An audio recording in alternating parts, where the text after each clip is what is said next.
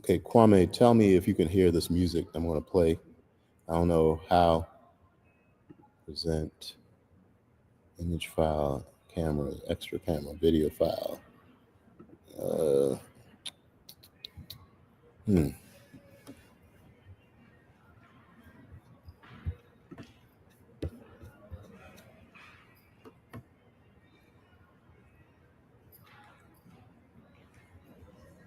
Hmm. Okay. Oh, okay.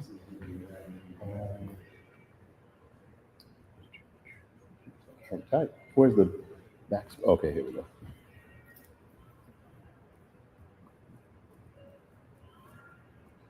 Hmm. Oh, I have to do it? Okay.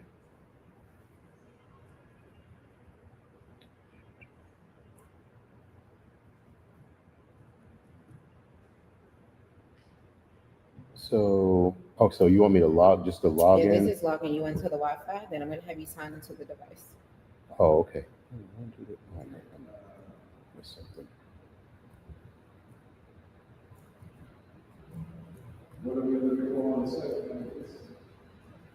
Can you see anything on the Friends of the Congo YouTube page? YouTube or Facebook, either one. Work? Oh, there we go. Okay. Let me have you sign in here. Just your first name, last name. Okay. Jeez, I'll do it full darn thing. But that's good though. I guess I'll have. um,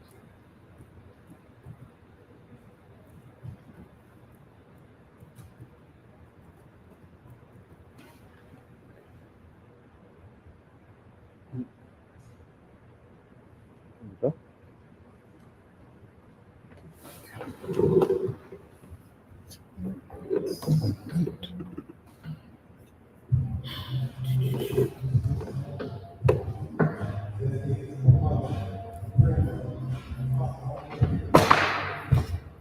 Uh-oh, what happened? Jeez.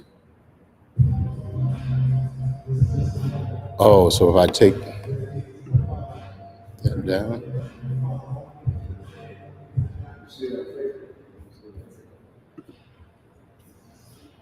Why does it keep stopping?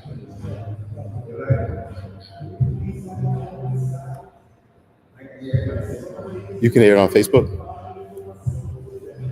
Okay.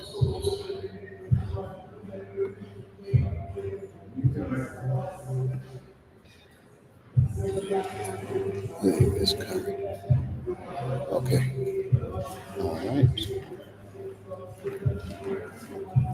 Okay. Okay, so I'm going to have you sign in, I guess, as this computer is going to be used to view For the the panel. Okay. Okay. I don't sign into Chrome. Okay. But It's just take you to my portal. access your portal. Oh, okay.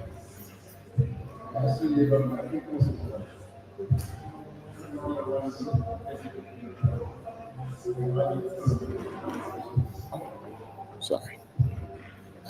Kyrie, what's up, bro? How do I? Man, I'm still trying to figure this thing out. This is all new to me. You know, last time I was chapter, they didn't have no presentation TV Okay. or nothing like that. Here we go. I think this is it.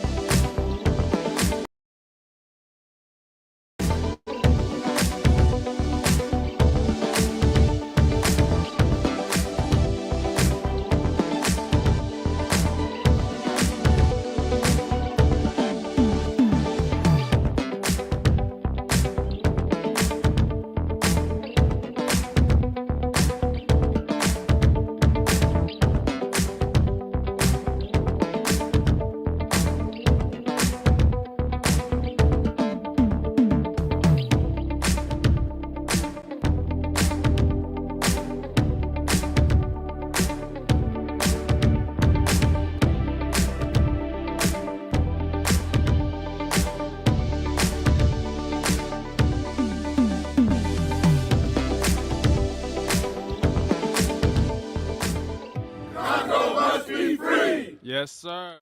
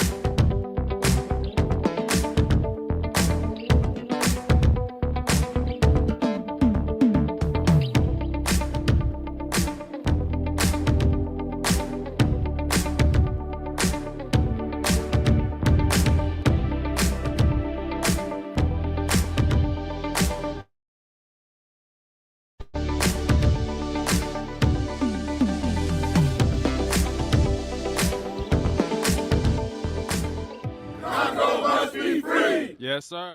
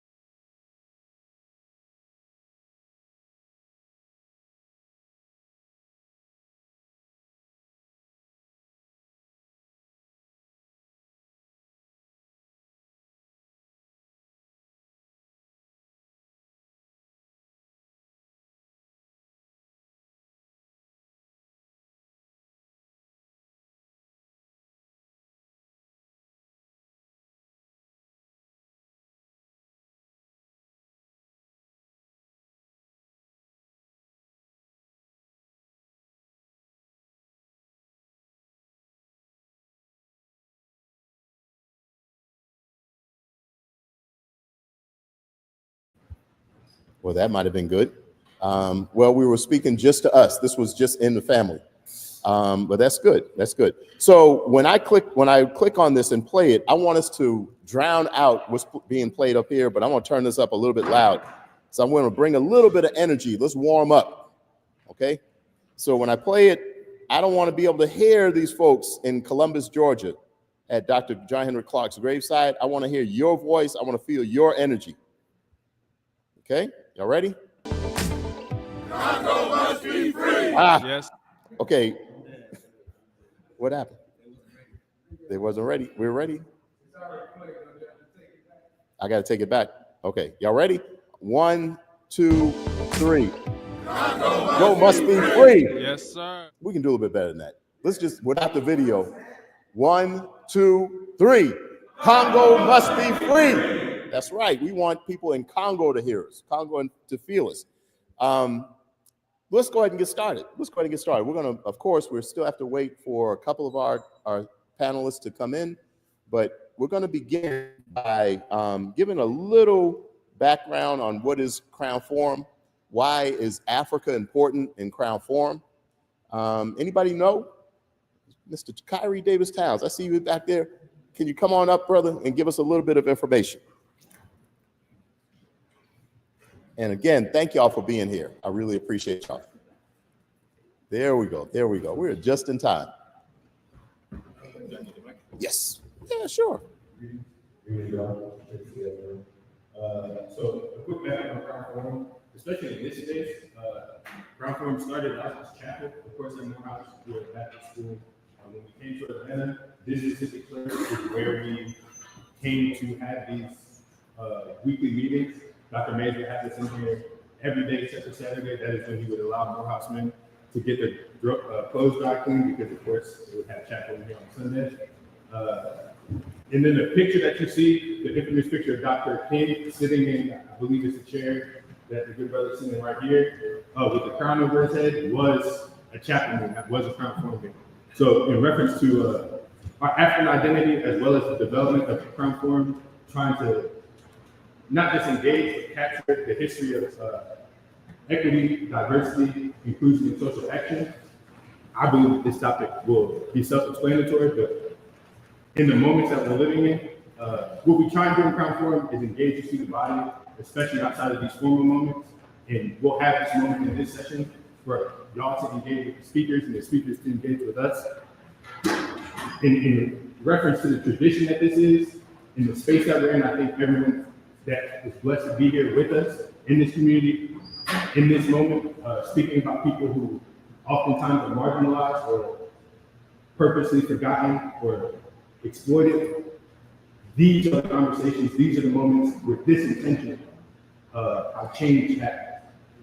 Many people want to go straight into the work, but it is about these communications, it is about the research and work behind doing good work, and it's about creating the bonds between people who want to do good work.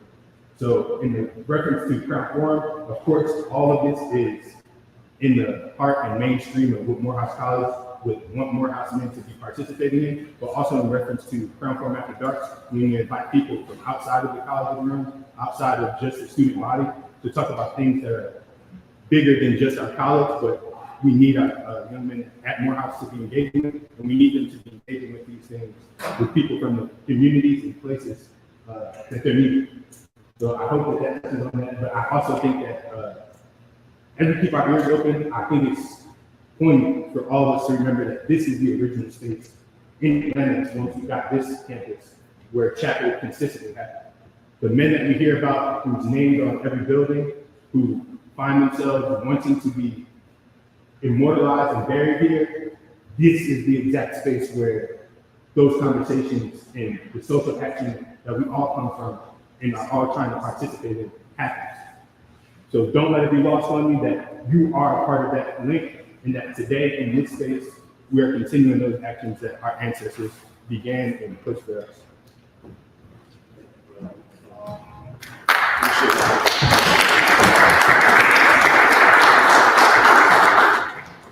All right. Thank you, Brother Kyrie.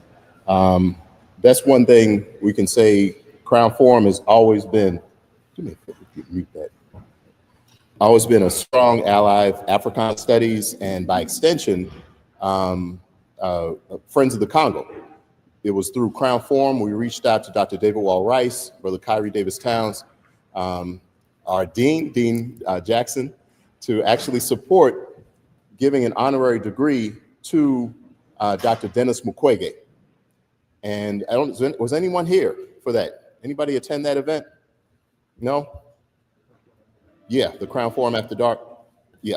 So that actually, we were following in the example of what Friends of the Congo had already done.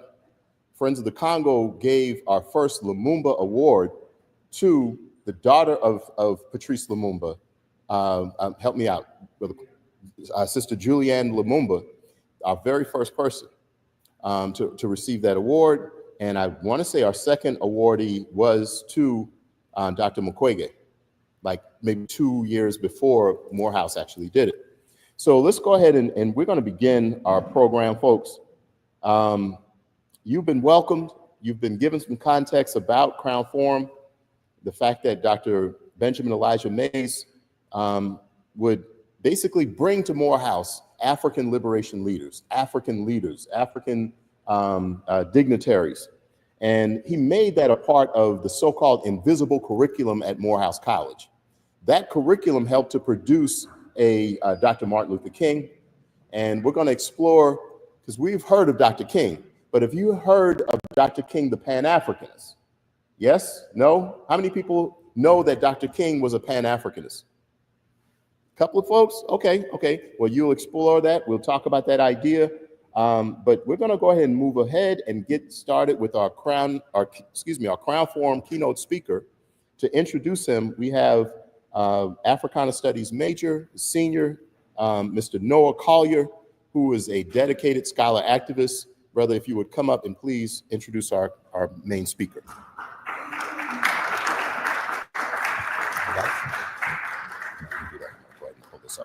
Yes, no problem. Thank y'all so much for being here. It's wonderful seeing my brothers here gathered today. I know we all have our own perspectives on Crown Forum, but our Crown Forum After Darks, these sessions where we talk about things important to us, like this is where we come together and we talk about the issues that are affecting us globally. This is where we connect as a diaspora. So it is extremely important that y'all are here, and I really appreciate y'all's presence. I'm up here to introduce our keynote speaker for today, Dr. Richard D. Benson II. He's an associate professor of the Black Radical Tradition and Education in the Department of Educational Foundations, Organizations, and Policy. Benson received his PhD in Educational Policy Studies, specializing in history of education from the University of Illinois in 2010. As a historian of education, Benson specializes in the Black Freedom Movement, the Black Radical Tradition, and the transnational social movement. Dr. Benson is currently working on 2 book manuscript projects, Funding the Revolution, Black Power, White Church Money, and the Financial Architects of Black Radicalism from 1966 to 1976, and Harold Washington, Black Power Politics and United Front Radicalism in the City of Wind. Everyone, please welcome Dr. Richard E. Benson to the stage.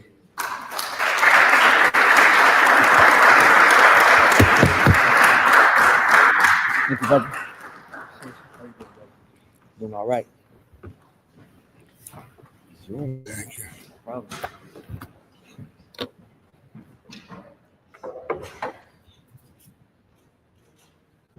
Good evening. How we doing?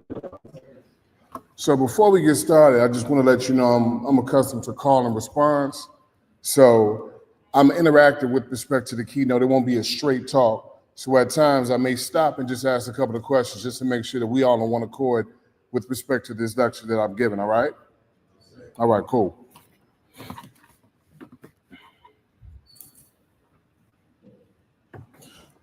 So let me ask you all, just this may seem like a basic question, but I just want to do my best to try to assess the room.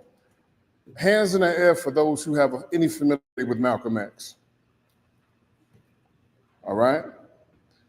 Now, based on that familiarity prior to coming to the forum, what are some of the mediums of, whether it's print, whether it's been video, whether it's been audio, podcasts, et cetera, whatever that it may be, what are some of the ways that you have come to understand Malcolm?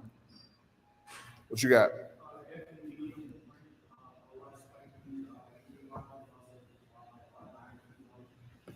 92 Spike Lee version, in addition to the autobiography. Thank you. What's your name, brother? Thank you, brother. Who else? Right here, camo, with the hoodie.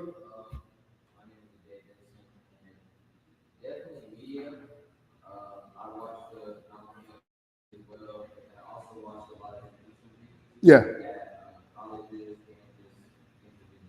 Indeed, indeed. Thank you for that. What's your name again, brother? Thank you, brother. In the back.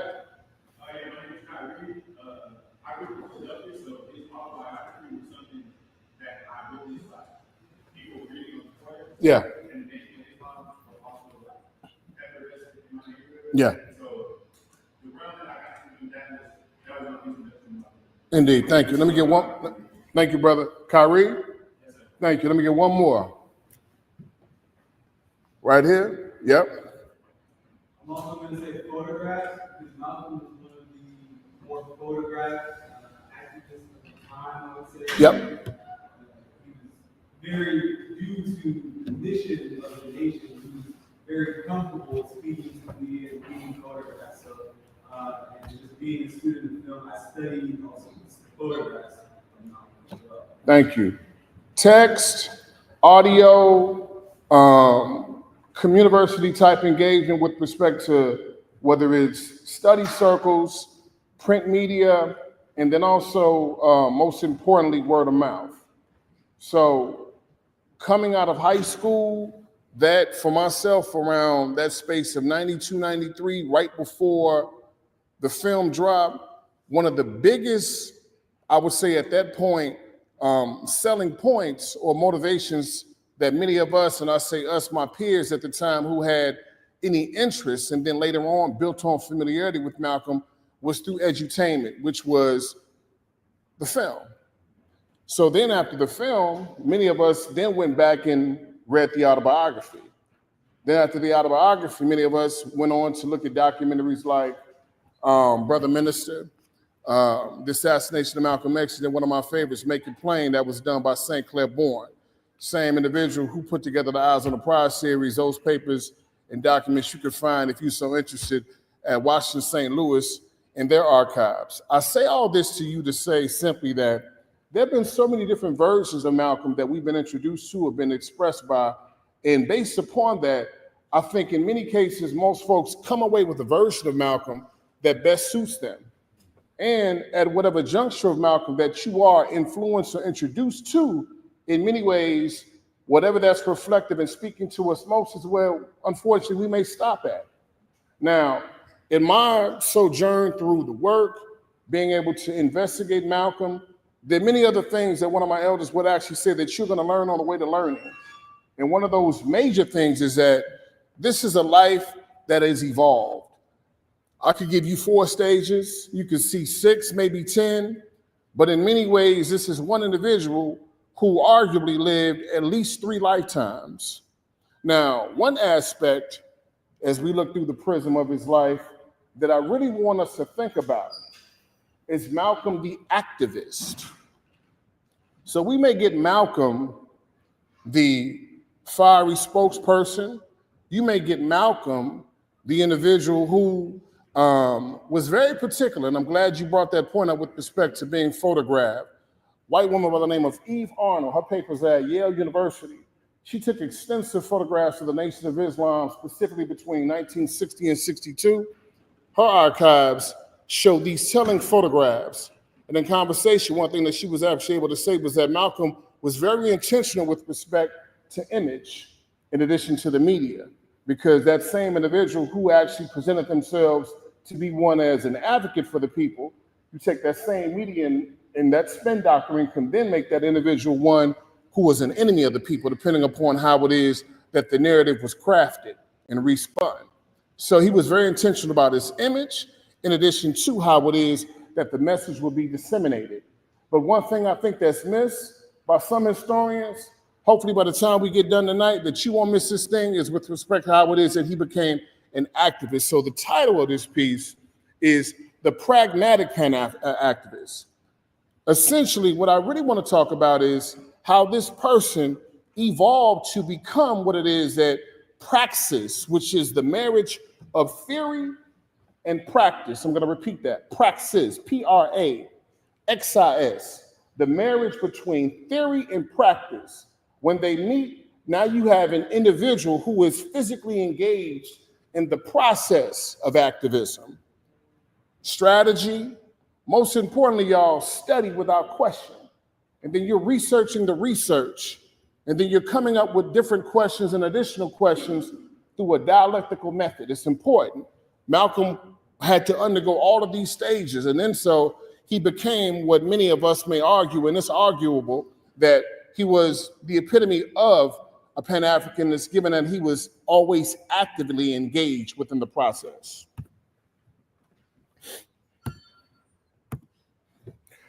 So who was Malcolm? May 19th, 25, born in Omaha, Nebraska, born Malcolm Little. And most importantly, what I argue around the foundational aspect of Malcolm is that he didn't merely emerge by happenstance. It wasn't by accidental coincidence that the person who became a national and international figure, then arguably the most militant figure or muse for the movement, became what he became, given the foundation that was laid for him. Show of hands, so how many folks are familiar with the Honorable Mosiah Marcus Garvey? Now this is important because that means Malcolm is placed in an intergenerational thread of nationalist and radical continuity that emanates from Garvey and obviously his parents. Now his father, Earl Little, was a Garveyite minister. He didn't have his own spot, his own church. So he would go to different spaces as an invited speaker. And in terms of his radical message, it was Africa for the Africans. Now, most importantly, that speaking tradition, the influence and the motivations that Malcolm gets, you can see the connectivity or the connective tissue that comes from his parents. But then I also want folks to go a little bit deeper and dive and look at Malcolm's mother, Louise Little. Who was she? Well, she was a reporter for the Garvey organ, the Negro World. And not only a reporter, but she spoke 3 different languages, French, Spanish, English, and patois as well, so I guess that would count as 4. So his mother, given that she was multilingual, in addition to being a reporter, a learned woman who had a high level of literacy, not only was she able to read, but she was also able to create information through text. She taught her children at the kitchen table. So for those of you who've seen the movie, there's a scene, or a few scenes rather, when Malcolm is going through the process of re-educating himself, right? So he's in what? He's in the library copying out the dictionary. Well, for many of us who had no familiarity with respect to where that came from, we didn't understand that it actually didn't begin for Malcolm in prison. It started for Malcolm at the kitchen table because his mother would require him and his brothers and sisters to not only learn from different languages, reading different newspapers, but they had to go back to the base with respect to reading and writing and all things phonetical, which was the dictionary. And that comes from the foundation of his parents. Now, Malcolm had a moment, I call it the Ostrovsky moment, in the 7th grade, when his teacher told him that when he wanted to be, or he expressed an interest to become a lawyer, he said, well, Malcolm, you know, that's no profession or no particular goal for any nigga to aspire to. People would never hire you. Your people probably won't hire you either. You're good with your hands, right? So you may want to think about being a carpenter. You see a dream deferred happen in this moment because his spirit is killed. And he begins this journey that's a pivot away from the Garvey pride toward now becoming an individual who, for the most part, is becoming attracted to and engaged heavily within the street. So one of my mentors, God bless his life, passed away some years ago by the name of Dr. Anderson Thompson. He would always say, Brother Benson, Malcolm became a zero. He had to work himself back from that particular point. His cousin wrote a book that probably most aptly describes where Malcolm came from with respect to what he ascended to. It's called From the Dead Level by Hakim Jamal. And then you've probably seen the most recent biography by Les Payne and his daughter Tamara Payne, The Dead Are Rising. But the dead, speaking of the mentally dead, speaking of an individual who for the most part has placed himself in a space in which now you've fallen in love with all things that are carnal-minded, trying to work your way back. But that's what Malcolm had become. His resurrection actually takes place while he's in prison. Side story, when he was in prison, Malcolm said that when he started debating with the prison debating team, they would debate Yale, Columbia, Brown, Dartmouth, Harvard, Princeton, and they would literally spank these individuals in the debating process. He said, once I got turned on to debating, I was gone. Because in this moment, I realized that this was something that I was not only so naturally able to do with respect to control the tempo and space of a debate and a speech with words, but I was able to engage with respect to all things around cognition and thinking about thinking and metacognition. So Malcolm was really involved not only in speech, but in the science of being able to joust verbally as well. All that took place for Malcolm in prison. Now, Malcolm gets out of prison in 1952. The Nation of Islam has approximately 200 to 250 members.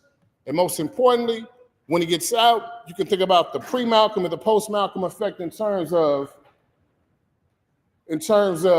this brother who essentially is one who's now moving toward building the space. Malcolm the activist is now born. Now, a lot of Malcolm's activism comes about, and his education comes about, and his global awareness comes about from a particular classroom that I don't think should ever be taken lightly in terms of how it is that you unpack him as an individual. And that's essentially the classroom of Harlem in New York City. So this space, which is an international space, at that time, due to things like redlining, restrictive covenants, Black folks were all, for the most part, compiled in a particular area unless you were in Brooklyn. But the Black world in Harlem encompassed all things from the continent all the way down to the West Indies. And given that you have this intersectionality of individuals who are coming from all over the space, who are informing each other about the Black world while they are in Harlem, that becomes Malcolm's classroom. And as a public figure, some key events took place that propelled Malcolm to the forefront and the Nation of Islam to the forefront, which also reinformed how the world thought about the Black body. In addition to that, it also informed the international world with respect to what was taking place as this undercurrent of radicalism was bubbling in New York City, and then was making its way, obviously, to Chicago, the foundation in Detroit, it's in San Francisco, it's in Los Angeles, it's in Miami, it's in DC, Philadelphia. The Black world is now rising, as Malcolm would say, this mass Black folk versus this bifurcated model that's being built with the civil rights movement of a class position. But one major thing is the documentary called The Hate That Hate Produced. It ended up being two things, really. It informed the greater world outside of Black folks of what was taking place with respect to the Nation of Islam. That's number one. And then number two, it also informed individuals about the organization and thus became a recruitment tool. And as Malcolm advanced with respect to the recruitment, the FOI is being built, or the Fruit of Islam. Now, the Fruit of Islam, in addition to the MGT, meant that the fruit of the men of Islam of the nation, for the most part, become the security force for the organization. And as they're being trained, a key aspect of their development within the organization is their ability to not only learn their 120 degrees of knowledge, wisdom, and understanding of the supreme mathematics, but most importantly, the physical training for the purposes of being able to defend the temples. Malcolm becomes one of the chief instructors for the Nation of Islam at this particular point with respect to not only a minister's class he's developed, in addition to a general Civilizations class for the men, or the FOI. As you can see here is Malcolm, the instructor, so I had to slide that in. But I also want to talk about, based on his teaching and based on him being a student, the maturation advances, because any good teacher, for the most part, is going to remain a lifelong student. And as you investigate and as you travel, then you further enhance your ability to be able to inform others as you learn. And so, too, his journey included all of this. And in the journey, the transnational political philosophies also develop. Now, one major thing that takes place with respect to this development, this is 1961 with respect to Lumumba's assassination. Now, one thing prior to that is that in 1960, right after The Hate That Hate Produced, Malcolm actually put himself through a self-appointed internship at the Los Angeles Dispatch for the purposes of learning how to create a newspaper. From that, you get The Messenger Speaks, or Muhammad Speaks, rather. The Muhammad Speaks newspaper then becomes what?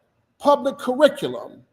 So maybe you're not in a class. Maybe you don't go to any college, university, whatever, but you have those persons who are now writing different columns, and you have a global Black view. Again, within that same radical vein of the Garvey tradition. Negro World, you have the Harlem History Club that's taking place, you have the African Blood Brotherhood that's also included within New York City, and then now furthering the tradition, you now have Muhammad Speaks. And given that, he's able to now speak to the masses even more so if you did not get an opportunity to see him in a lecture setting. The next year, Lumumba is killed.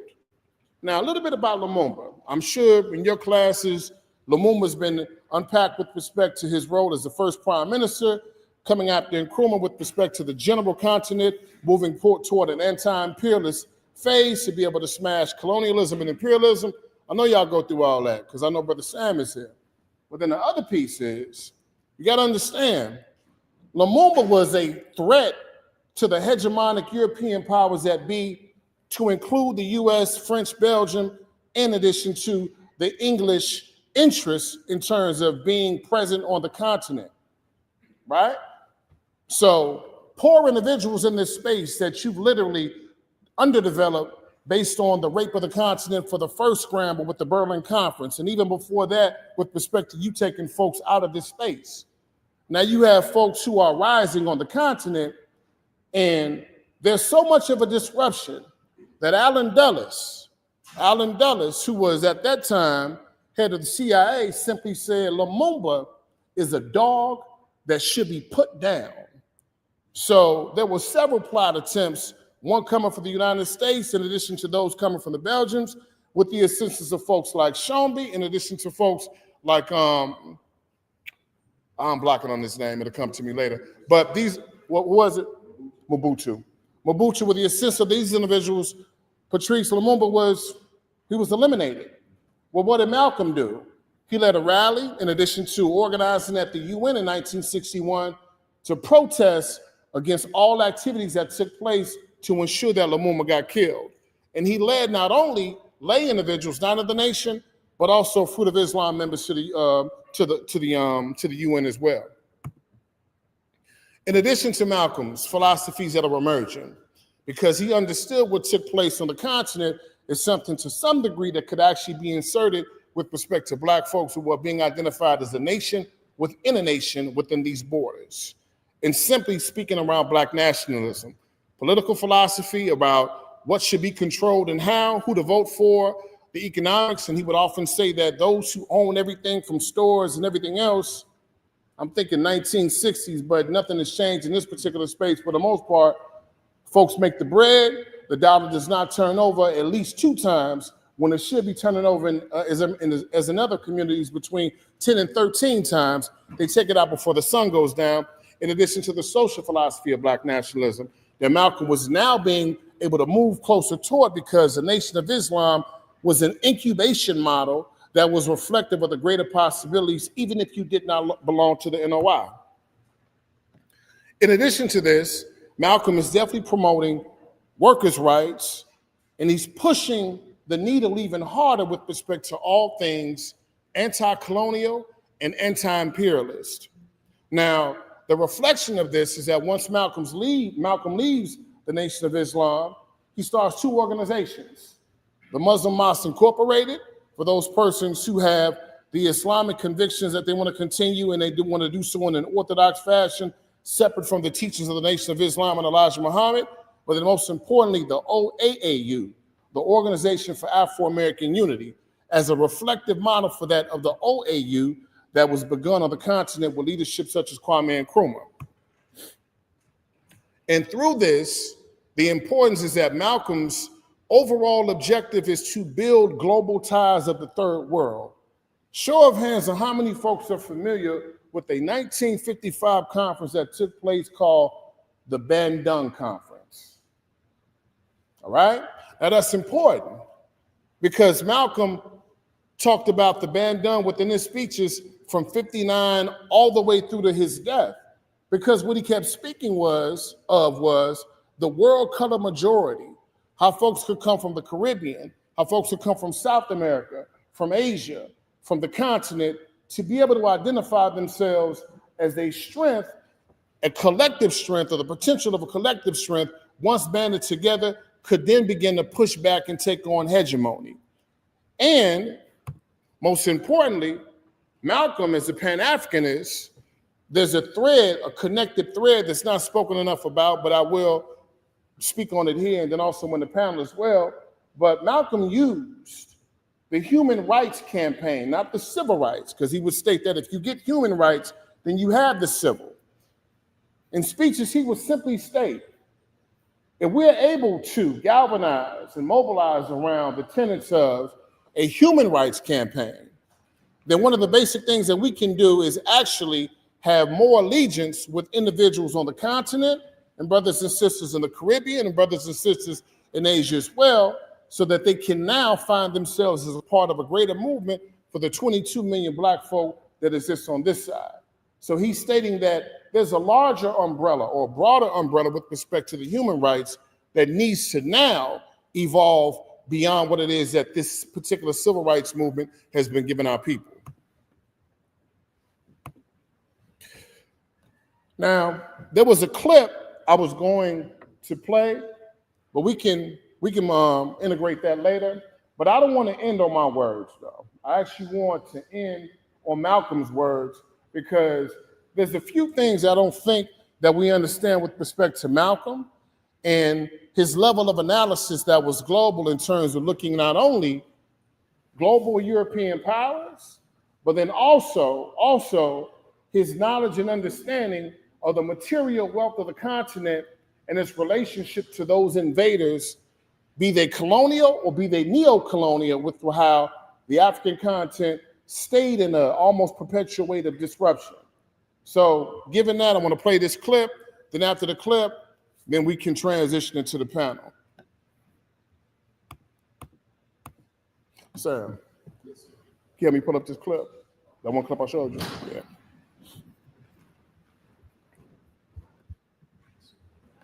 You got the email?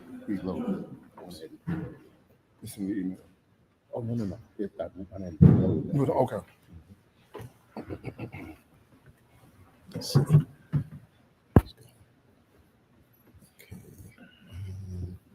Yeah, preloaded it. Where is it? It might not. Let's just go back here. Sorry. Okay. Pulling up on my email. Dang, where are you? Yeah, I preloaded this thing. There it is. Okay. Did it? No, that's not it. Okay. I sent it to your Gmail and I sent it to your email. Yeah, no, I had it. Let's see. No. Dang, got it. Yeah, I did have it. Let's just search it. What time is it? 5:30? Yeah. I would have sent it around 2. At 2? There we go. Did it? No. That's the prayers. Okay. There we go.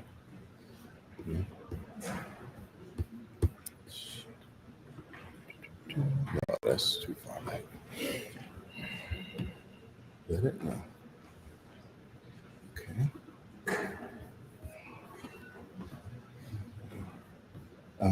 There's a video on. Okay, I tell you what. Let's just pull it. Just pull it up. What?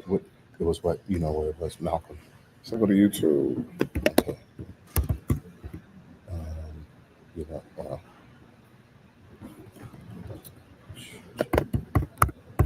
All right, just one second, folks. Oh, here we go. Is that it? Nope. It's another one. Is it home? That's one of them, but it's the other one. Okay. Where did you get that one from? This is what I preloaded. Okay, it's two of them. That's one. Okay. The other one. This other one is YouTube clip too. Type in Malcolm Lumumba. Malcolm.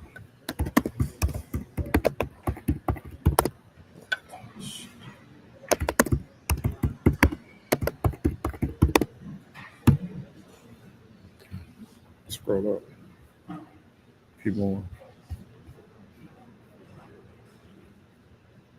Keep going. Right there. Okay. All right. Okay. Okay. There you go. All right. Sound on? Should be. It's good to know no Congolese troops that everyone needs but the present Congolese government. Congolese soldiers going to fight,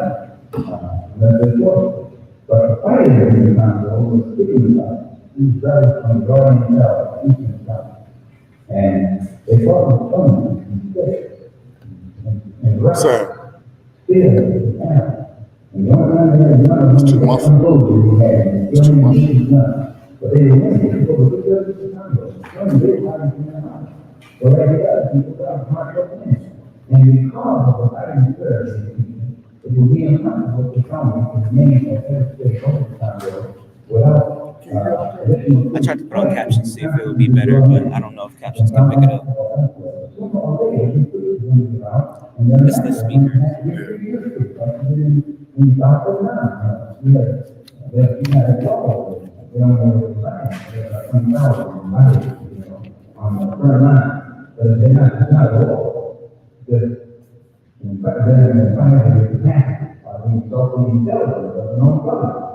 And they're going to end up in the same thing in Congo. They'll be trapped.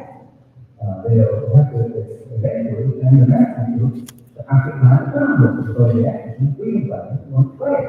They're not going to give up one hit without fighting back. They're going to keep it going. They realize now on the African continent what they're saying. And how much all of the Western powers have in common and what they're doing to each other and how to go on the African continent, they're training because they can make fun of countries and take over and take it to the right people. One of the last things I'm going to say concerning Congo, not only did they not intend for the Congo to fall into African hands because of the mineral wealth, and they had the greatest deposits of some of the richest elements or minerals or maybe other areas on the earth. They don't intend to give it up because of the drought. Another reason they don't intend to give it up is because the land will be that it is so strategically located geographically. Whereas a real genuine African government will become a power over the Congo. Then it will be responsible for African troops from all countries. To invade Angola for the Portuguese possession. And when Angola fell in the protocol, then it was only a matter of time before Southwest Africa government region and the farmland also was fall. And it would put African troops right on the border of South Africa. That's what they really want to get. That's the man down in South Africa. And the United States are involved in Zionism, yes. Some of these liberals bringing up things like this, things like they go, let's bring the other money signed up in the Congo. Some of those wrong little figures in the Senate. Some of them government overseas got interest in the Congo, but interest in South Africa. And got interest all over the African continent. It's all this. And then the Africans away and realize that they make them filled with the incentives to never rest until that exploiter is driven out.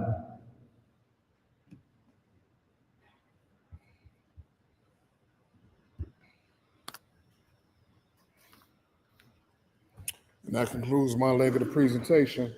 Thank you all for listening.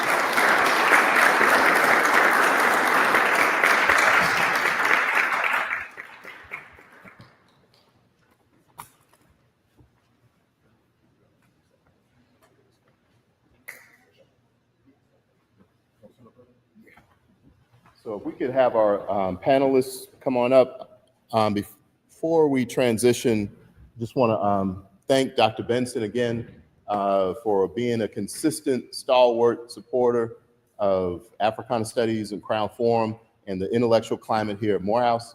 When Dr. Benson was at Spelman College, he was a frequent speaker and a visitor on campus. He wasn't a visitor, he was a part of the Africana Studies family. So we could have Brother Kwame Wilberg come on up, Dr. Suba Javier, come on up, please. And we're gonna have introductions. And while we do the introductions, we're gonna transition directly into the panel. In the panel, we're gonna talk about these three other figures.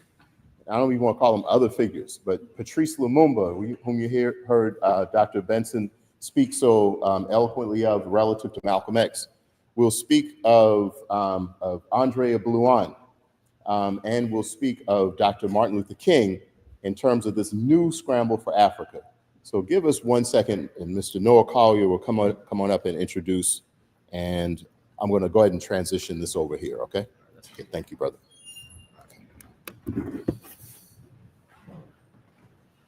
All right, we are familiar with a couple of our panelists already, but let me introduce a couple of our other panelists on the stage right now. We have Kwame Wilberg. Brother Kwame is a member of the Atlantic Friends of the Congo Collective and also serves on the board of directors. He's the son of Francis and Veronica Wilberg, husband of Nana, father of Ayinde and Aziza, and grandfather of Enrico, our mother and Achilles Khalil. Kwame is a Pan Africanist who hails from Guyana and is committed to working for human rights, justice, and dignity for Africans everywhere.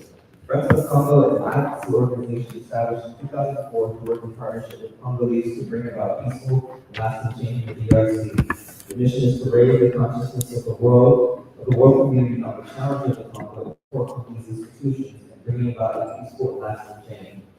The vision is for a peaceful and prosperous Congo where Congolese are able to fulfill their enormous human and natural potential.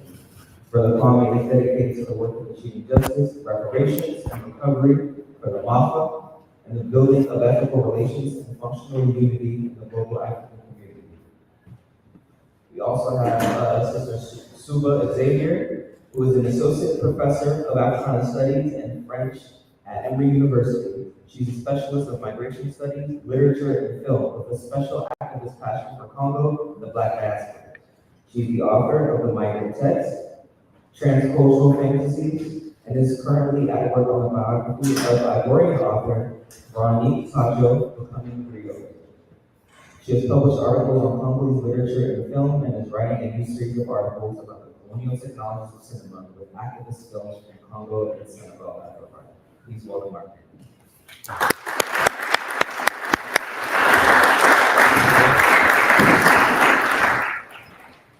We have a small logistical issue where this is not going to reach over there. And I think if we disconnect it, so I think we're just going to actually go without the video, the StreamYard. They're going to have to try to pick it up from over here. I don't know. Yeah, StreamYard has been picking up everything. So do you want to just like kind of station it over here?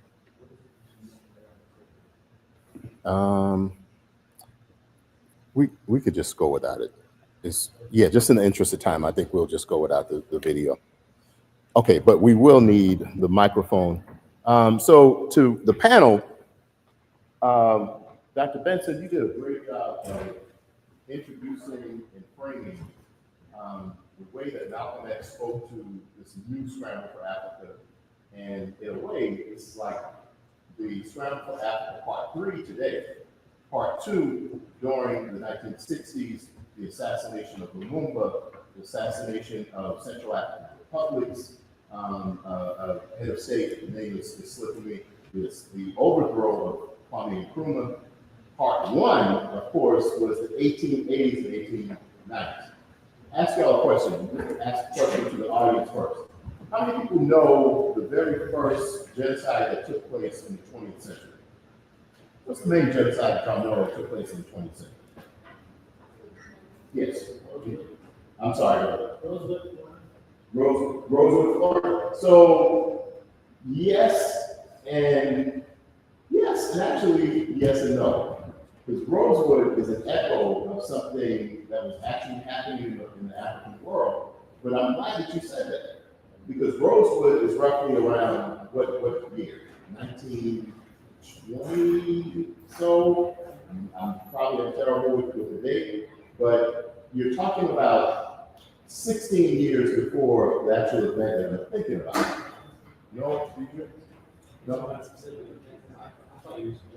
Well, and when I say genocide, like a specific cultural group, almost wiped out. Right? In Namibia. Absolutely, absolutely. Do you know the name of the cultural group? The Herero. The Herero. So you're talking about the first scramble for Africa wreaks mad violence across Africa.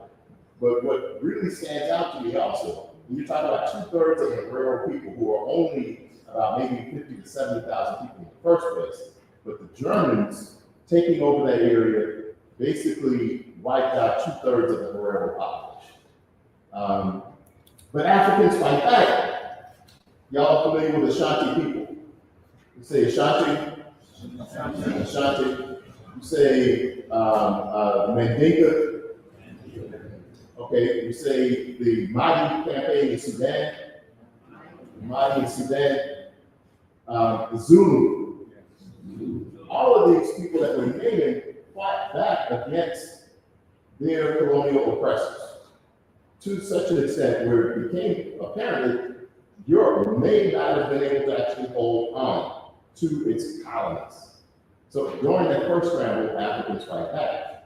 So we want to transition and talk about these three figures, and we sort of assigned, how we'll talk about this new scramble for Africa. I can almost say who wants to start first, but I'm going to go to the big sister of the movie.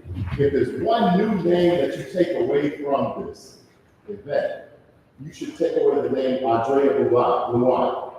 You know, say that name with me. I'm sorry. We hear you. Andree Blouin.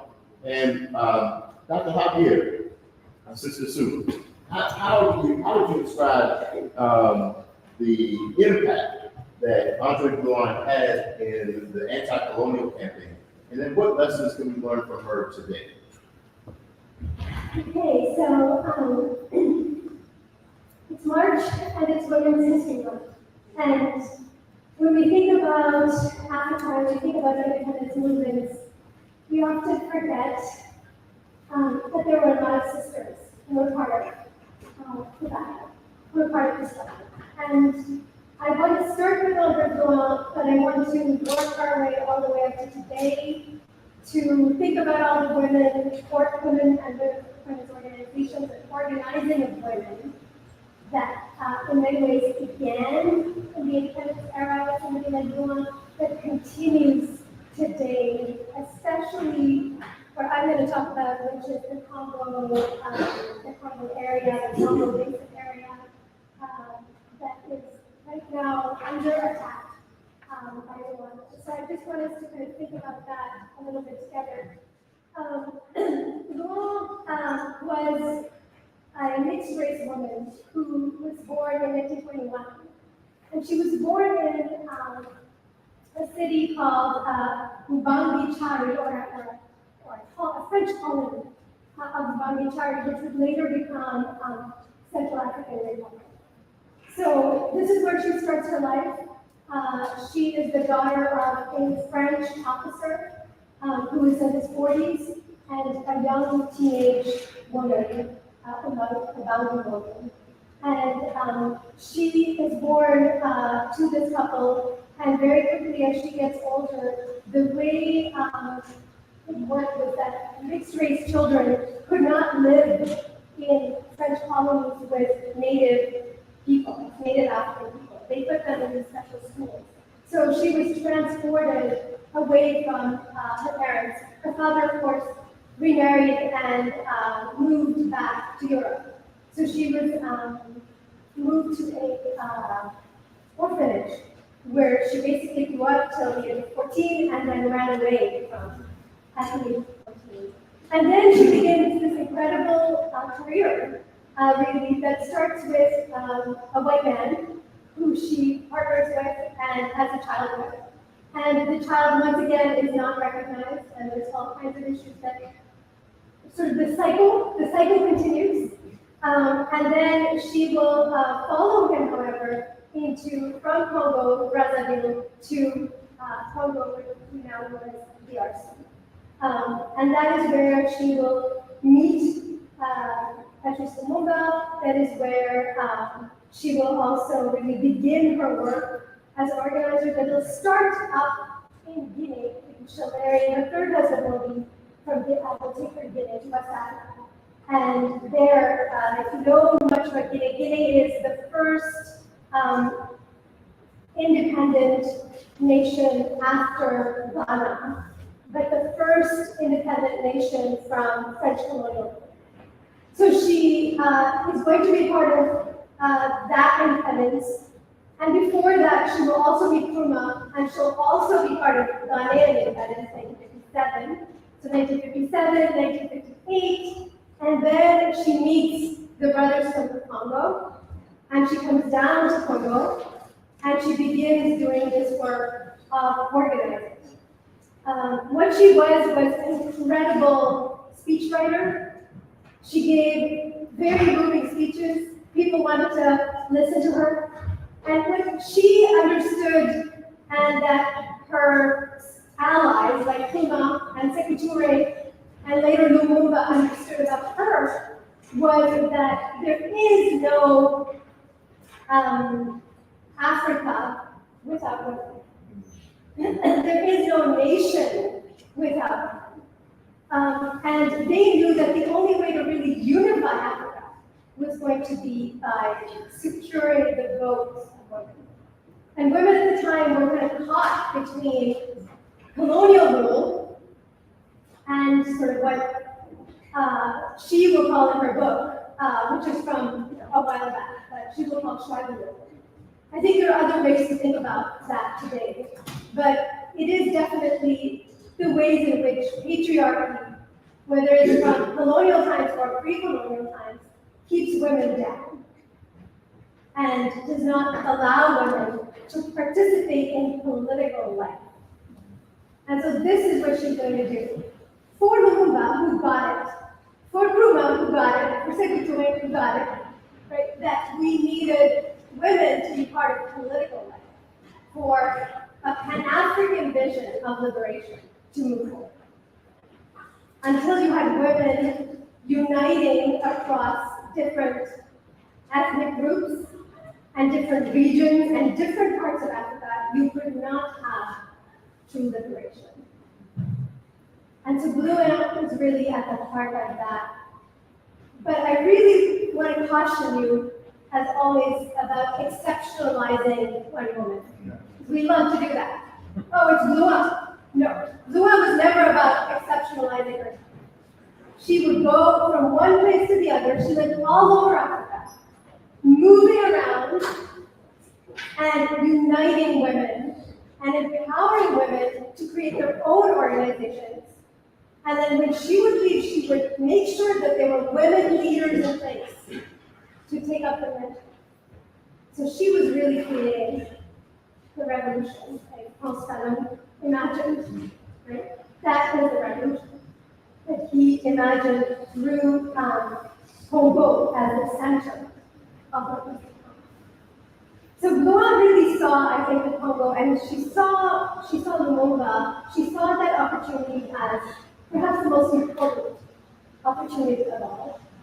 Because there was in Congo, as you very well put up, the Democratic Republic of Congo represented such a threat to European federalism that you never really saw quite to that extent in the continent during what we're calling the second scramble for Africa.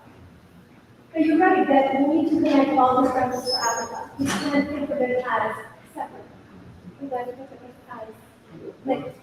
One thing that I know we've been reading the autobiography, Africa, My Country, the autobiography of Black nationality, the story of Andree Blouin, And the similarities between her life and her skills in Malcolm, to me, it was like literally, I was in tears reading this book. And I stayed the last couple of weeks, just finishing up slowly. But I finished this book and it literally had me in tears. Because I'm like, my mom's picture right there, and I'm thinking of all the stuff that she went through and just reading all this. But she organized, and apparently, less than 2 months, 45,000 women who joined in the party of African solidarity in 2 months. And she's going through, speaking the languages of the people, speaking Congo, speaking Lingala, and speaking Kiswahili. And when she couldn't speak those languages, just like you said, she turned to the women in the area, and she made common cause, made groundings, like Walter Rodney would say. Shout out, peace, respect to Walter Rodney. It is the 23rd. Walter Rodney's birthday is the 23rd. Please hold up Walter Rodney in your memory. We're going to hold the Walter Rodney Symposium a little bit later this year. But she was skillful. And I'm literally reading this, and I'm like, she's a newspaper person. Rich, you talked about Malcolm and his newspaper skills. She was a writer. She became the voice of the Congolese movement, even though she was from Ubangi Shire and what would become Central African Republic. So I'm going to pass the mic and move to Kwame Nkrumah. And think about, what does Kwame Nkrumah share? Oh, and one last thing too, Richard. When Malcolm was stepping back, when he realized, I don't have a lot of time on myself, but who did Malcolm point to as his designated person to step up after him to take over the local OAAU? If I'm correct, if we accept Manny Marvel's reading, he says that Lynn Shiflett was supposed to be a person. Malcolm had no problem with women exercising leadership in the OAAU, even though some folks will kind of talk about the patriarchy is there, but Malcolm was one of those very interesting things. And I know, Rich, I just want you to respond to that.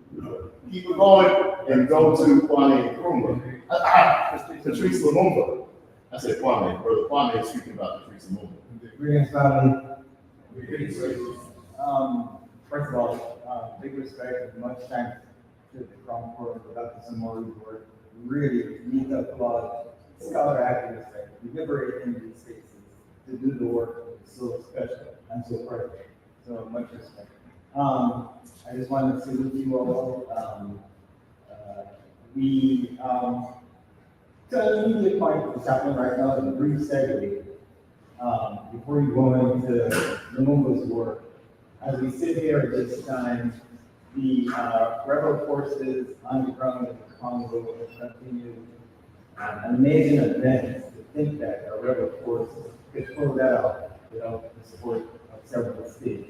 It's kind of green light. Right now, I'd like to send some love and some thoughts to some of our comrades in the city of Kisangani and the University of Kisangani has some connection with Brother Samuel Gassi and his family are here. The M23 rebel forces are some 400, about 250 miles a day's drive to Kisangani from a city called Walikali last night. Imagine that the immediacy of the danger, the immediacy of the threat, the legacy of a colonial intervention in Africa, a colonial intervention, imperial intervention, responsible for being our ancestors being captured and having to deal with it. It's connected. Just wanna, who is not familiar with Patrice Lumumba? Okay, well, so Patrice Lumumba is the Congolese first prime minister who was assassinated on January 17, 1961. But I also it's not the end, it's transition. This year, for those of you who vibrate on that level, July 2nd is the 100th birthday of Patrice Lumumba, and also the same birthday of Mandela, and also the same year, as you saw, Malcolm X, 100, and I think Frank's family, and several others. So what does this mean? For those of you on the high spiritual level, you can see what that number is. But what it means is, despite the imperial intervention, we have work to do. Actually, we have a tremendous gift of struggle that these ancestors gifted. The imperial project was checked, and it's being rolled back. And the one thing that we see on the African continent, in other parts of the global south, is that the oppressed people, crushed sometimes on bended knee, but continue to struggle, continue to keep a life those pains of life. Right? Because it's inherent in humanity, it's inherent in life to struggle to improve their condition. And what we encountered in the imperial project is an attempt to retard humanity itself. And so here it is, why do we even have to think about these challenges of the justice or peace? It's because the intervention into Africa at a time when it was running the point out, that Africa, like other societies, are on a trajectory that's natural to humanity, moving of advancement. And in that, how Europe developed Africa, we see that. In the presentation of the program, Dr. Mori actually looked at what Patrice Lumumba think about his analysis of the situation today. And prospects for, I think he said sovereign peace. Sovereign peace, important word, because maybe some of those same vibrations that we've seen today with the continuous assault on Africa in 1960 could have been very present. And anyone who dared to challenge the imperial providence was essentially signing a death warrant. But in all vibration, I think that African people, we understand this is part of the process of evolution. And they, ancestors, they loved us so much that they didn't hesitate. Well, I'm sure, I don't want to make them supernatural, but I'm sure they felt fears, they felt the pressure of losing your family, etc. And yet, because it's those people who admit that they're not superhuman, but they have the same fears as we are, but yet they walk into the struggle. And so I just want to mention a couple of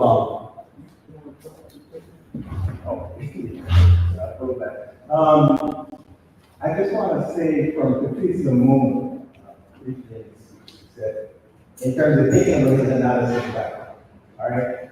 He was thinking about, I would say, the relationship to the imperial state, the relationship to colonialism, and that in his response to King Blouin, who was the descendant of the first original criminal Congo priest gave over his name, I shouldn't say it, but Southern home.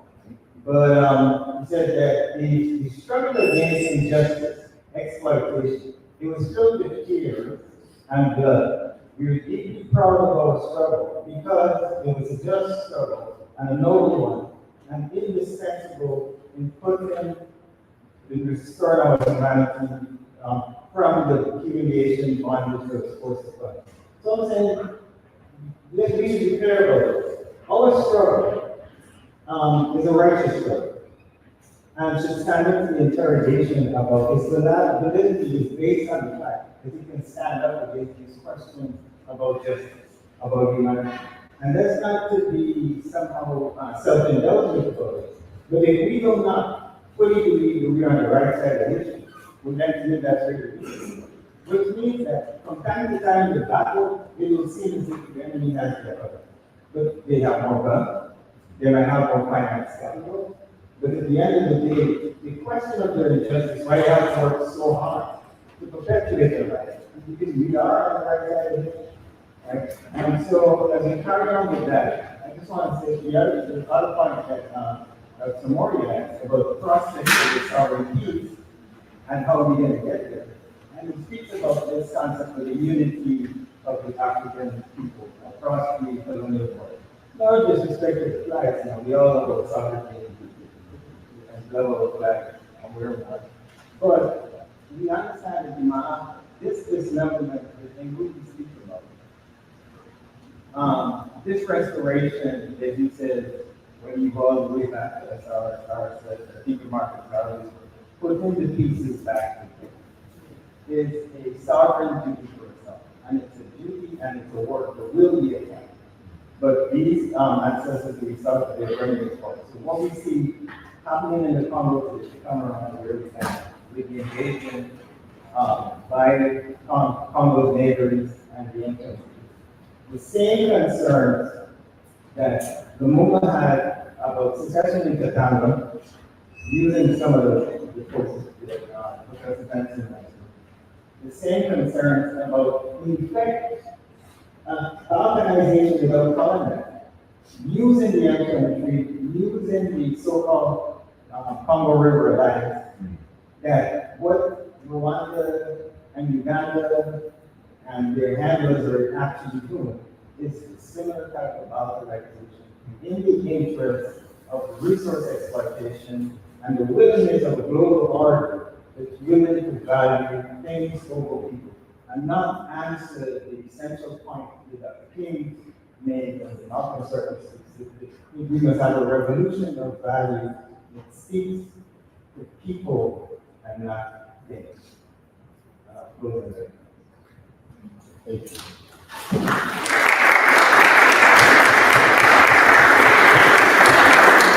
I follow three heavy hitters. My job is to talk about Dr. King, the Pan Africanist. And I want to start by saying that April 15th, so just a couple of weeks from now, the Rwandan brothers and sisters will be here in the AUC celebrating what they refer to as a Kwibuka. Do we have any Rwandan brothers and sisters here? No. I want to speak directly about Dr. King and what Dr. King would say to our Rwandan, Congolese, and Ugandan brothers and sisters today. Because we need to walk with our Rwandan brothers and sisters on that day of remembrance. We need to walk with them, but sending the clear message, it's your leader, it's not you. It's your leader who sold you out. It's your leader who's made you the Chombi of the modern day era. Chombi was the leader of the Katanga province that Brother Kwame was speaking of. And if there's anybody's message that we really need to take to heart, it's this message of African unity, Black unity that Dr. King was speaking about. When I hear Black Lives Matter, to me it's Dr. King. But that message, and again, Andree Blouin is echoing in my head. By the way, the famous Independence Day speech, that was Lumumba's creation, but it was Andree Blouin's draft that he actually read. Just the connections here. But Dr. King, let's just put it like this. In 1946, Dr. King would have been sitting in the same seats where you're sitting right now. And he had to deal with the question of, what am I going to do with my life? What am I going to do? A couple of years later, one of you would graduate from Morehouse, 1947, 1948. He's in graduate school. And one thing that we miss about Dr. King is that he grows up in a family and a community that resonated with Pan Africanism. Now, how do we know this? My research with Dr. Andree Blouin in his book is Balm and Gilead. Brother Rev, you know, but he's raising this question: what are the cultural roots of Dr. King? And that's something that we often miss. But Dr. King did this. Dr. King, in 1948, one of the first papers he wrote in graduate school was on what he calls the Near Eastern influence on the Bible. And he spent most of that time talking about the ancient Egyptian roots of Christian theology. Now, some people say, well, this was just academic. I disagree. The man that Dr. King quotes as being the author of the proverbial tradition. Anybody know where I'm going with this? My students probably hear this all the time, but we looking over here like, oh Lord, here you go again. Dr. King said Ptahhotep was the author of the proverbial tradition. In the teachings of Ptahhotep, Dr. King, Ptahhotep has this message that good speech is rarer than gemstone. But it can be found amongst the women who are grinding at the grindstone and who are drawing water. Dr. King resonated with that. He was deeply influenced by his grandmother, his grandfather, Reverend A.D. Williams, his grandmother was Jenny Williams, and they were the first people to plant the seed of a grassroots consciousness in Dr. King. Now, Dr. Franklin, I love you, but I don't want to hear this about Hegel is Dr. King's favorite philosophy. He might have been. But Hegel didn't care 2 cents about African people. In fact, he felt that African people had no intellectual capacity, no ability to build a civilization. So why are we bending over backwards to put Dr. King as, oh, he's shaped by Rauschenbusch, by Niebuhr? I mean, sure, the influences are there, but don't ignore Louis Baldwin's central thesis that if it wasn't for that grassroots training, then that home training, we would forgot about that thing. In 1959, Dr. King is signing copies of his book, Strive for Freedom, if I'm correct. And he's sitting at a table like this, and a sick sister who was modeled back in the 1950s basically took a knife and stabbed him in the heart. In Harlem. This is 2 years after Dr. King made his first trip to Africa, to Ghana, to commemorate the independence of Africa. Dr. King in 57 goes to Africa, he's stabbed in 59, he's recovering and recuperating. It might actually have been in 1958, but in 1959, he makes a trip to India. And in that trip to India, Dr. King is introduced by one of his hosts as an untouchable. Because he was in a school dedicated. Anybody know what's an untouchable? Anybody know what is untouchability? Jeffrey, what is that? The Dalit, yes, absolutely. The Dalit people in India, modern day India, they call themselves the Dalits. But what is untouchability? What does that mean? I mean, because that's the name. But somebody was describing it. What does it mean to be untouchable? Yes, sir.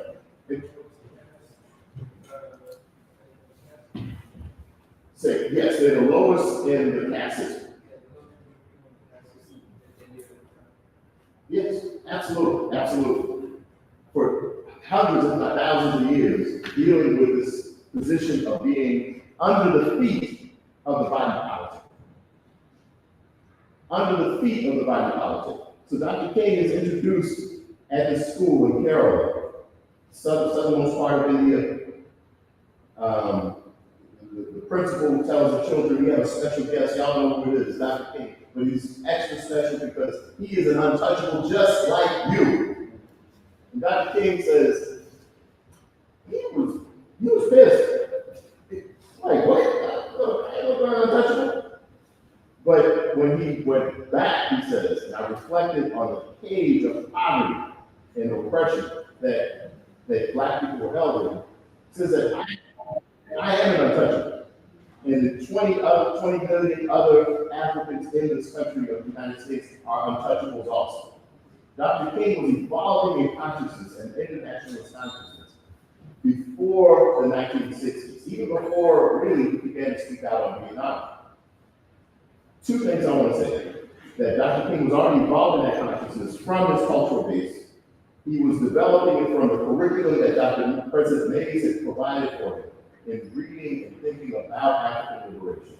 But then he begins to act In 1957, when he returned from Ghana, he joined, if not co-formed, an organization. I want to say it's the American Conference on Africa, ECOWAS. And there's like 2 or 3 organizations that he's working with.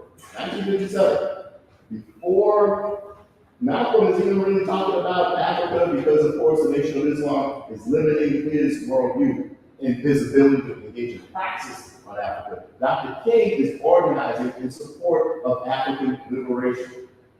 We need to be very, very clear on that. By 1965, Dr. King is writing a column in the Pittsburgh Courier, and it's actually it's called oh my goodness, I'm sorry, not a course of Africa, but it's a column. He's speaking regularly on African liberation. It's Dr. King. By the time 1968, when Dr. King is assassinated, he was very clear. He wasn't just speaking out against the war in Vietnam. He was speaking out against apartheid in South Africa. He was speaking out against Rhodesian apartheid in Zimbabwe and Zambia. And the picture that you see on the slide, the flyer, is of Dr. King sitting with Caleb Kaunda, who would become the president of Zambia. So when we talk about what would Dr. King say about the new scramble for Africa, he would say what he said about the second wave of the scramble for Africa, and that is that without African unity, we are doomed to fail. We, African people in America, I don't know, how many Africans are in this audience? So if y'all not African, where y'all, who are y'all? No, for real, I want to know. Because I know, like, I got a drop of Native American blood, too much white blood, but I know that African link, that we cannot even claim that we are African people is a part of the problem. I'm going to be quiet, but I'm just going to say, go back and read. Just go into the archives. And I will say this: the only thing I disagree with Dr. King on in terms of disengaging with Africa is that he actually made only one comment about Patrice E Lumumba in the archives that I've found. Public. There we go. And it's to the fact that, well, Lumumba was a great leader, but he was too much like Malcolm X, which means that he was he was that man. He was that dude. Then Malcolm called Lumumba the greatest man to ever walk the land of the African continent. Absolutely. So, he was 39. So much more growth. Yes. But that was in '65 when he makes these comments. 3 years later, Dr. King is leaving open the possibility of the need for violence to be brought on Rhodesia to end their apartheid system. It wasn't officially apartheid, it was an apartheid system. He's clear. Dr. King was evolving in a much more radical direction. He would say about the new scramble for Africa, Rwanda, get the hell out of Congo. Yes, it might have been a part of your kingdom back in the day, but it's no longer part of your kingdom. If by that measure, if every single African nation or kingdom said, I'm going to retake what was once ours before the Berlin conferences of 1884 and 1885, the whole continent would be burned. Dr. King would say to Africans in America, what is an American descendant of slavery?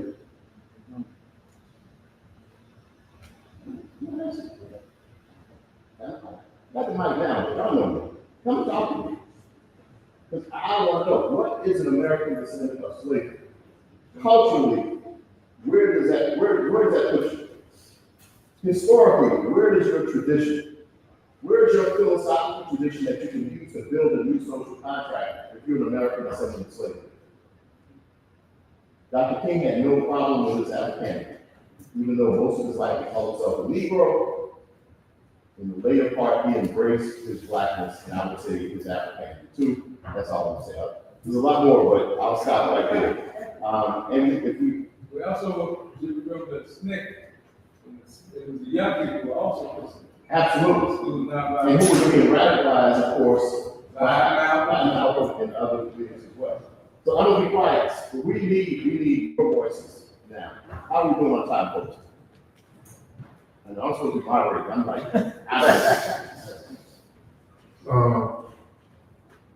we have time for at least a couple of questions after Dr. Benson. Well, this is going to go after me. Actually, I was gonna yield my time to the audience. No. We got something. Well, I got questions for these young folk out there. Oh, okay. So, show of hands, how many seniors we got in the building? All right.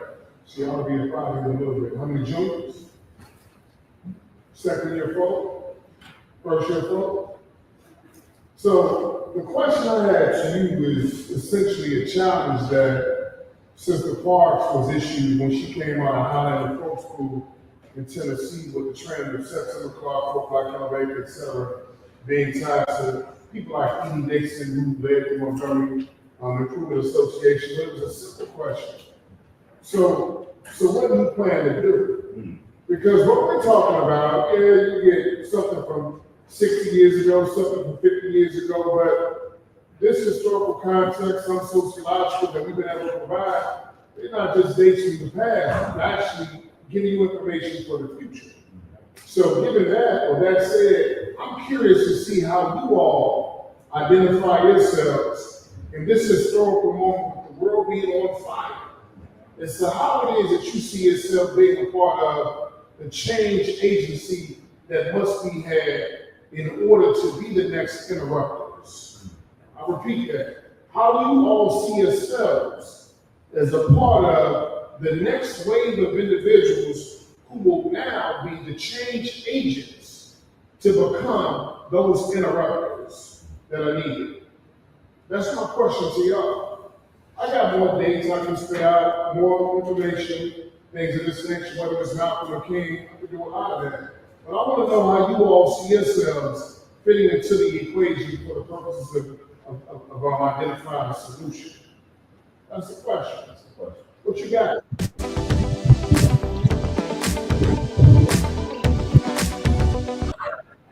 No, that's. Oh. All right. So that's my question. So what do you have?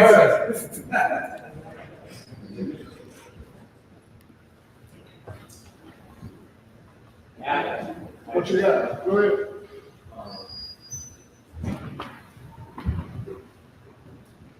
So as an Africanist studies major, I mean, we're bred to be solid activists. And so I look at all my mentors, this group of Black people with PhDs, prior to never meeting one of them. So I look at the power we have, like, within education. And when I say education, I don't mean within the education system. I think that it is extremely important to look at the legacy of activists that came before us and see the way that they engaged within education, because it was not connected to any government entity. We went into the communities, we organized in churches, we organized within our communities, within our neighborhoods, within our circles, within our individual communities, however it manifested physically. And I believe that there needs to be, in part, a resurgence of that. I intend on going into education post-grad, and while part of my life is going to be like a career within the system, I believe that we can't let it stop there. I believe in moving with urgency. Also don't believe that, not all gonna pass away tomorrow. Like, we have a future to look forward to. Like, just seeing Black people within the future is radical within itself, and acknowledging that we have to acknowledge the way in which we found ourselves here, which is people that came before us who believe in the power of education, believe in the power of teaching our children our history, and carrying that radical tradition with them in the future. As long as we can't let these ideas die out, that is essentially like what is being attacked is our physical personhood, but also our ideas. And people die over time, but the ideas don't have to die with them. And so I believe that as long as we carry that tradition with us, no matter what, when we put our lives on the line for that, then we will be immortalized.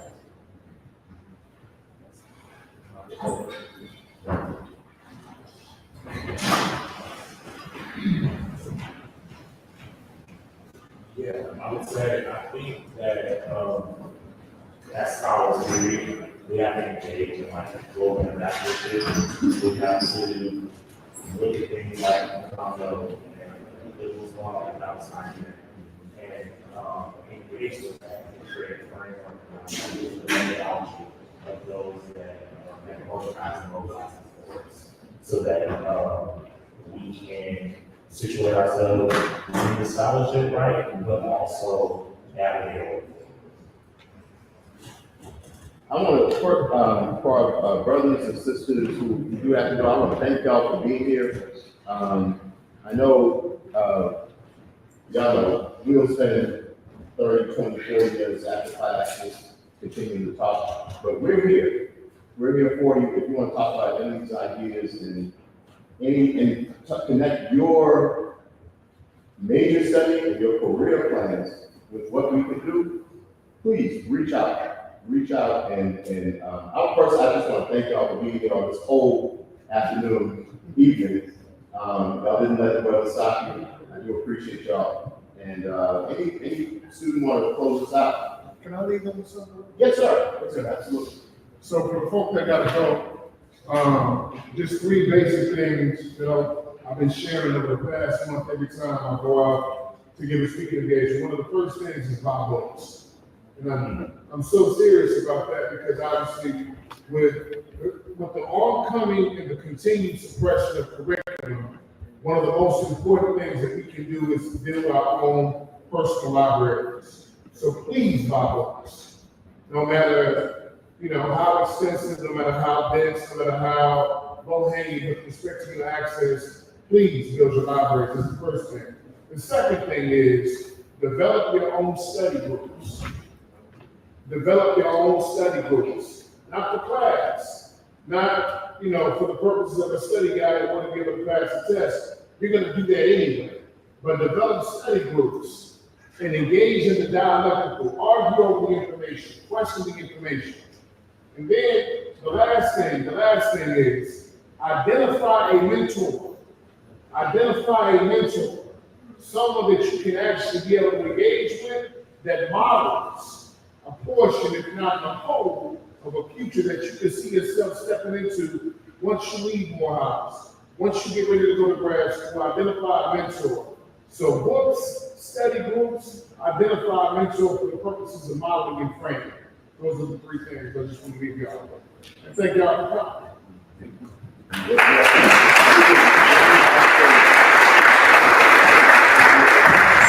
probably want to share just one couple of key things that we wanted to add in solidarity with people in the Congo today. And this is not just the Congo, but African people that come. And I would want to put it up there. Thank you so much. And so, challenge U.S. foreign policy, corporate policy, and Congo. Learn more, about what's happening in Congo, spread the word, organize field screening, donate to the urgent humanitarian crisis to hit that urge. Get involved in running movement. And you can look free Congo.org is our website. And one more thing, you mentioned Lumumba's Independence Day speech. We got a few copies up there, so for those of you who didn't know any person Lumumba, please come get a copy. Again, thank you so much for your solidarity. It means a lot to people's lives right now if you're taking the time to pay attention to what's happening. So, thank you. All right, thank you. I appreciate that.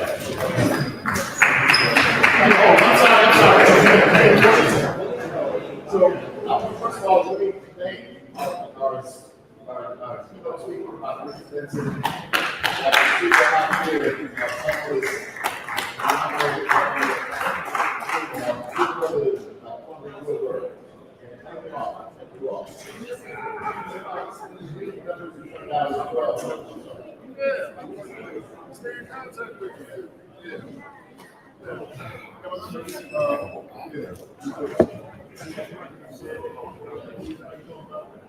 Noah, thank you.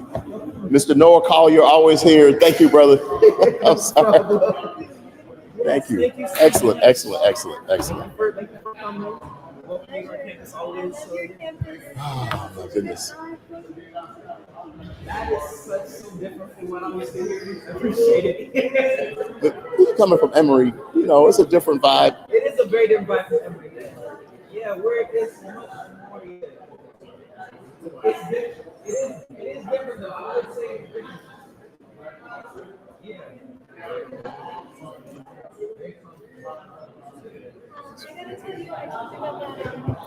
I have Meti Jup coming with her film about the specific art, April 15th. Yeah, no, it's okay, but maybe I'm gonna get